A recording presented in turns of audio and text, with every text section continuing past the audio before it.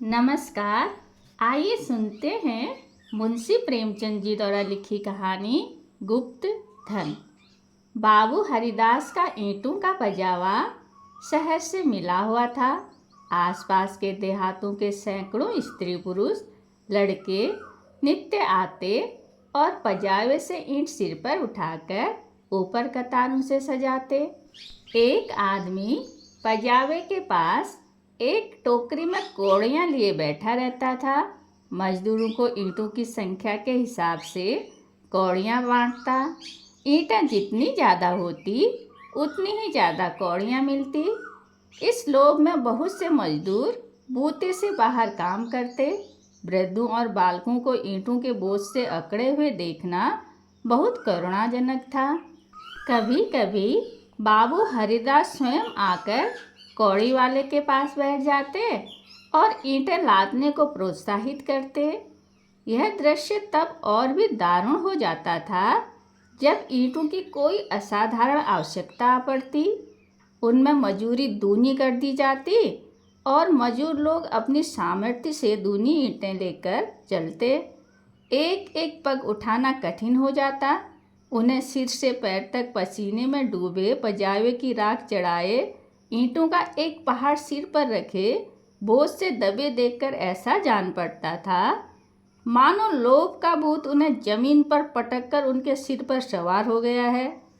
सबसे करुण दशा एक छोटे लड़के की थी जो सदैव अपनी अवस्था के लड़कों से दुगुनी ईंटें उठाता और सारे दिन अविश्रांत परिश्रम और धैर्य के साथ अपने काम में लगा रहता। उसके मुख पर ऐसी दीनता छाई रहती थी।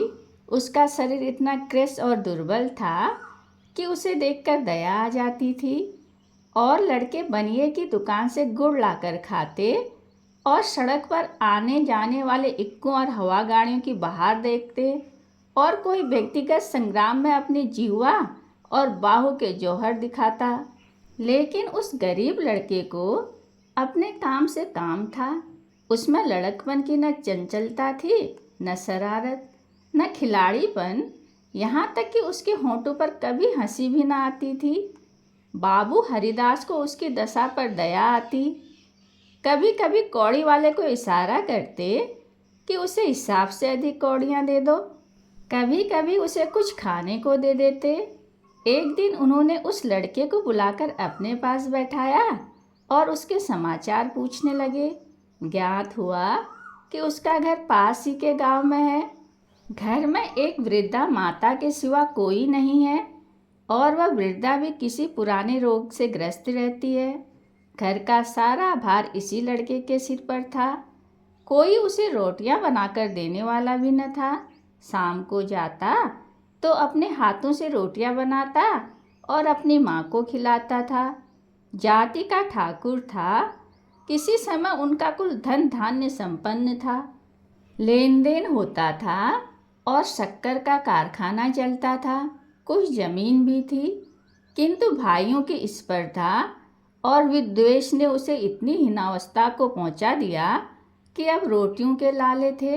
लड़के का नाम मगन सिंह था। हरिदास ने पूछा, गांव वाले तुम्हारी कुछ मदद नहीं करते? मगन, वाह, उनका वश चले तो मुझे मार डालें। सब समझते हैं कि मेरे घर में रुपये गड़े हैं। हरिदास ने उत्सुकता से पूछा, पुराना घराना है, कुछ न कुछ तो होगा ही। तुम्हारी माँ ने इस विषय में तुमसे कुछ कहा नहीं? मगन, बाबूजी, नहीं, एक पैसा भी नहीं। रुपये होते तो अम्मा इतनी तकलीफ क्यों उठाती?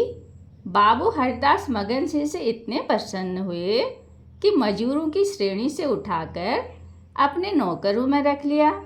उसे कौड़ियाँ बांटने का काम दिया और पजावे में मुंशी जी को ताकीद कर दी कि इसे कुछ पढ़ना लिखना सिखाइए। अनाथ के भाग्य जाग उठे। मगन सिंह बड़ा कर्तव्यशील और चतुर लड़का था। उसे कभी देर न होती, कभी नागा न होता। थोड़े ही दिनों में उसने बाबू साहब का विश्वास प्राप्त कर लिया। लिखने पढ़ने में भी कुशल हो गया। बरसात के दिन थे। पजावे में पानी भरा हुआ था। कारोबार बंद था। मगन सिंह 3 दिनों से गैर हाजिर था। हरिदास को चिंता हुई, क्या बात है, कहीं बीमार तो नहीं हो गया, कोई दुर्घटना तो नहीं हो गई। कई आदमियों से पूछताछ की पर कुछ पता न चला। चौथे दिन पूछते पूछते मगन सिंह के घर पहुँचे। घर क्या था, पुरानी स्मृति का ध्वंसावशेष मात्र था। उनकी आवाज़ सुनते ही मगन सिंह बाहर निकल आया। हरिदास ने पूछा, कई दिन से आए क्यों नहीं, माता का क्या हाल है? मगन सिंह ने अवरुद्ध कंठ से उत्तर दिया, अम्मा आजकल बहुत बीमार है, कहती है अब न बचूंगी। कई बार आपको बुलाने के लिए मुझसे कह चुकी है, पर मैं संकोच के मारे आपके पास न आता था। अब आप सौभाग्य से आ गए हैं तो जरा चलकर उन्हें देख लीजिए, उनकी लालसा भी पूरी हो जाएगी। हरिदास भीतर गए।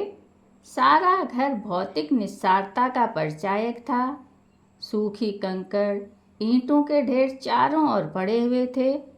विनाश का प्रत्यक्ष स्वरूप था। केवल 2 कोठरियां गुजर करने लायक थी। मगन सिंह ने एक कोठरी की ओर उन्हें इशारे से बताया। हरिदास भीतर गए तो देखा कि वृद्धा एक सड़े हुए काठ के टुकड़े पर पड़ी करा रही हैं। उनकी आहट पाते ही आंखें खोली और अनुमान से पहचान गई। बोली, आप आ गए, बड़ी दया की। आपके दर्शनों की बड़ी अभिलाषा थी। मेरे अनाथ बालक के नाथ अब आप ही हैं। जैसे आपने अब तक उसकी रक्षा की है, वह निगाह उस पर सदैव बनाए रखिएगा। मेरी विपत्ति के दिन पूरे हो गए, इस मिट्टी को पार लगा दीजिएगा।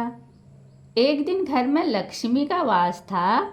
अदिन आए तो उन्होंने भी आंखें फेर ली। पुरखों ने इसी दिन के लिए कुछ थाती धरती माता को सौंप दी थी। उसका बीजक बड़े यत्न से रखा था, पर बहुत दिनों से उसका कहीं पता न लगता था। मगन के पिता ने बहुत खोजा पर न पा सके, नहीं तो हमारी दशा इतनी हीन न होती। आज 3 दिन हुए मुझे यह बीजक आप रद्दी कागजों में मिल गया, तब से उसे छिपा कर रखे हुए हूँ। मगन बाहर है, मेरे सिरहाने जो संदूक रखी है उसी में वह बीजक है। उसमें सब बातें लिखी हैं, उसी से ठिकाने का भी पता चलेगा। अवसर मिले तो उसे खुदवा डालिएगा, मगन को दे दीजिएगा। यही कहने के लिए आपको बार बार बुलवाती थी। आपके सिवा मुझे किसी पर विश्वास न था। संसार से धर्म उठ गया, किसकी नीयत पर भरोसा किया जाए। हरिदास ने बीजक का समाचार किसी से न कहा। नीयत बिगड़ गई, दूध में मक्खी पड़ गई। बीजक से ज्ञात हुआ कि धन उस घर से 500 डग पश्चिम की ओर एक मंदिर के चबूतरे के नीचे है। हरिदास धन को भोगना चाहते थे, पर इस तरह कि किसी को कानो कान खबर न हो। काम कष्ट साध्य था। नाम पर धब्बा लगने की प्रबल आशंका थी, जो संसार में सबसे बड़ी यंत्रणा है। कितनी घोर नीचता थी। जिस अनाथ की रक्षा की, जिसे बच्चे की भांति पाला, उसके साथ ही विश्वासघात। कई दिनों तक आत्मवेदना की पीड़ा सहते रहे। अंत में कुतर्कों ने विवेक को परास्त कर दिया। मैंने कभी धर्म का परित्याग नहीं किया और न कभी करूँगा। क्या कोई ऐसा प्राणी भी है जो जीवन में एक बार भी विचलित न हुआ हो? यदि है तो वह मनुष्य नहीं, देवता है। मैं मनुष्य हूँ, मुझे देवताओं की पंक्ति में बैठने का दावा नहीं। मन को समझाना बच्चे को फुसलाना है। हरिदास सांझ को सैर करने के लिए निकल जाते। जब चारों ओर सन्नाटा छा जाता तो मंदिर के चबूतरे पर आ बैठते और एक कुदाली से उसे खोदते। दिन में 2-1 बार इधर उधर ताक झांक करते कि कोई चबूतर के पास खड़ा तो नहीं है। रात की निस्तब्धता में उन्हें अकेले बैठे ईंटों को हटाते हुए उतना ही भय होता था जितना किसी भ्रष्ट वैष्णव को आमिष भोजन से होता है। चबूतरा लंबा चौड़ा था, उसे खोदते 1 महीना लग गया और अभी आधी मंजिल भी तय न हुई। इन दिनों उनकी दशा उस पुरुष की सी थी जो कोई मंत्र जगा रहा हो। चित्त भर चंचलता छाई रहती, आँखों की ज्योति तीव्र हो गई थी। बहुत गुमसुम रहते, मानो ध्यान में हों, किसी से बातचीत न करते। अगर कोई छेड़कर बात करता तो झुंझला पड़ते। पजावे की ओर बहुत कम जाते थे। विचारशील पुरुष थे। आत्मा बार बार इस कुटिल व्यापार से भागती। निश्चय करते कि अब चबूतरे की ओर न जाऊंगा, पर संध्या होते ही उन पर एक नशा सा छा जाता। बुद्धि विवेक का अपहरण हो जाता। जैसे कुत्ता मार खाकर थोड़ी देर के बाद टुकड़े की लालच में जा बैठता है, वही दशा उनकी थी। यहाँ तक कि दूसरा मास भी व्यतीत हो गया। अमावस की रात थी। हरिदास मलिन हृदय में बैठी हुई कालिमा की भांति चबूतरे पर बैठे हुए थे। आज चबूतरा खुद जाएगा, जरा देर तक और मेहनत करनी पड़ेगी। कोई चिंता नहीं। घर में लोग चिंतित हो रहे होंगे, पर अभी निश्चिंत हुआ जाता है कि चबूतरे के नीचे क्या है। पत्थर का तहखाना निकल आया तो समझ जाऊंगा कि धन अवश्य होगा। तहखाना न मिले तो मालूम हो जाएगा कि सब धोखा ही धोखा है। कहीं सचमुच तहखाना न मिले तो बड़ी दिल लगी हो, मुफ्त में उल्लू बनूं, पर नहीं। कुदाली खट खट बोल रही है। हाँ, पत्थर की चट्टान है। उन्होंने टटोल कर देखा, भ्रम दूर हो गया। लेकिन हरिदास खुशी से उछले कूदे नहीं। आज वे लौटे तो सिर में दर्द था, समझे, थकान है। लेकिन यह थकान नींद से न गई। रात को ही उन्हें जोर से बुखार हो आया। 3 दिन तक ज्वर में पड़े रहे, किसी दवा से फायदा न हुआ। इस अवस्था में हरिदास को बार बार भ्रम होता था, कहीं यह मेरी तृष्णा का दंड तो नहीं है। जी में आता था मगन सिंह को बीजक दे दूं और क्षमा की याचना करूं, पर भंडाफोड़ होने का भय मुंह बंद कर देता था। न जाने ईसा के अनुयायी अपने पादरियों के सम्मुख कैसे अपने जीवन भर के पापों की कथा सुनाया करते थे। हरिदास की मृत्यु के पीछे यह बीजक उनके सुपुत्र प्रभुदास के हाथ लगा। बीजक मगन सिंह के पुरखों का लिखा हुआ है, इसमें लेस मात्र भी संदेह न था। लेकिन उन्होंने सोचा, पिताजी ने कुछ सोचकर ही इस मार्ग पर पग रखा होगा। वे कितने नीतिपरायण, कितने सत्यवादी पुरुष थे। उनकी नीयत पर कभी किसी को संदेह नहीं हुआ। जब उन्होंने इस आचार को घृणित नहीं समझा तो मेरी क्या गिनती है।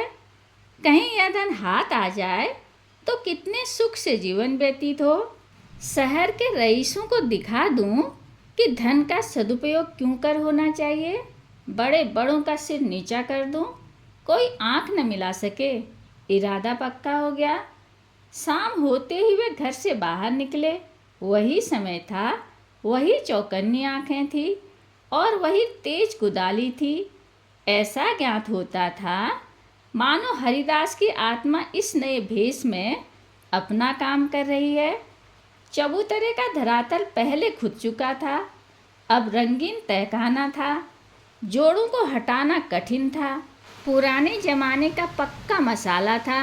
कुल्हाड़ी उचट उचट कर लौट आती थी। कई दिनों में ऊपर की दरारें खुली, लेकिन चट्टानें जरा भी नहीं ली। तब वह लोहे की छड़ से काम लेने लगे, लेकिन कई दिनों तक जोर लगाने पर भी चट्टानें न खिसकी। सब कुछ अपने ही हाथों करना था, किसी से सहायता न मिल सकती थी। यहाँ तक कि फिर वही अमावस्या की रात आई। प्रभुदास को जोर लगाते 12 बज गए और चट्टानें भाग्य रेखाओं की भांति अटल थी। पर आज इस समस्या को हल करना आवश्यक था। कहीं तहखाने पर किसी की निगाह पड़ जाए तो मेरे मन की लालसा मन में ही रह जाए। वह चट्टान पर बैठकर सोचने लगे, क्या करूं? बुद्धि कुछ काम नहीं करती। सहसा उन्हें एक युक्ति सूझी, क्यों ना बारूद से काम लूं। इतने अधीर हो रहे थे कि कल पर इस काम को न छोड़ सके। सीधे बाजार की तरफ चले। 2 मील का रास्ता हवा की तरह तय किया, पर वहां पहुंचे तो दुकानें बंद हो चुकी थी। आतिशबाज हीलें करने लगा। बारूद इस समय नहीं मिल सकती, सरकारी हुक्म नहीं है। तुम कौन हो? इस वक्त बारूद लेकर क्या करोगे? ना भैया, कोई वारदात हो जाए तो मुफ्त में बधा बधा फिरूं, तुम्हें कौन पूछेगा।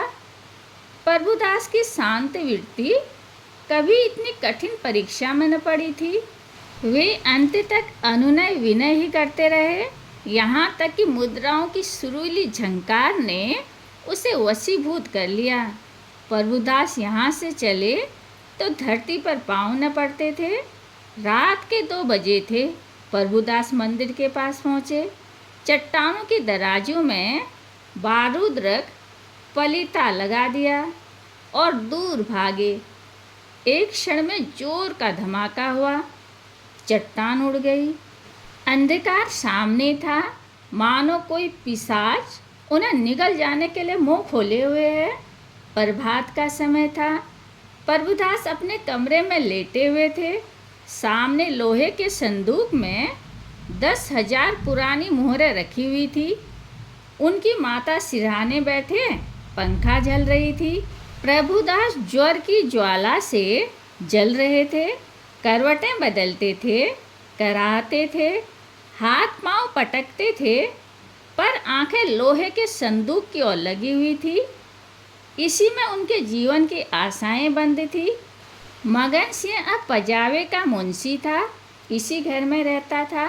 आकर बोला, पजावे चलिएगा, गाड़ी तैयार कराऊं।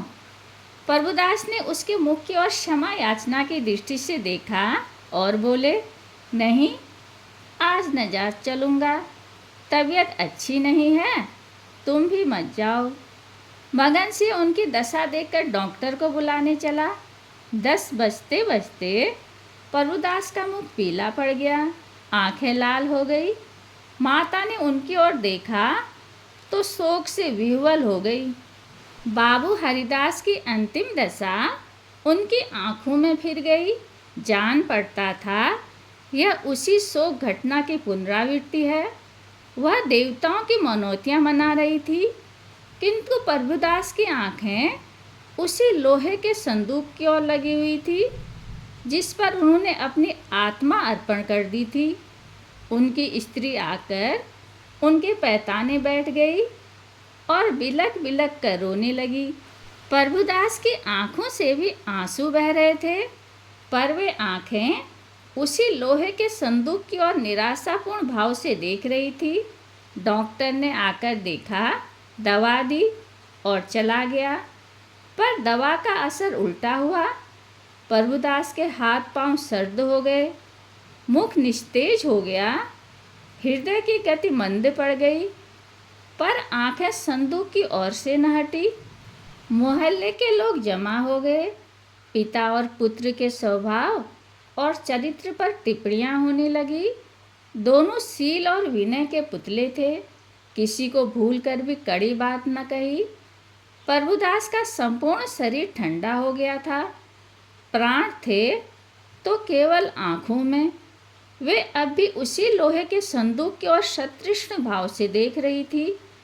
घर में कोहराम मचा हुआ था। दोनों महिलाएं पछाड़े खा खा कर गिरती थी। मित्रगण आँखों पर रुमाल जमाए हुए थे।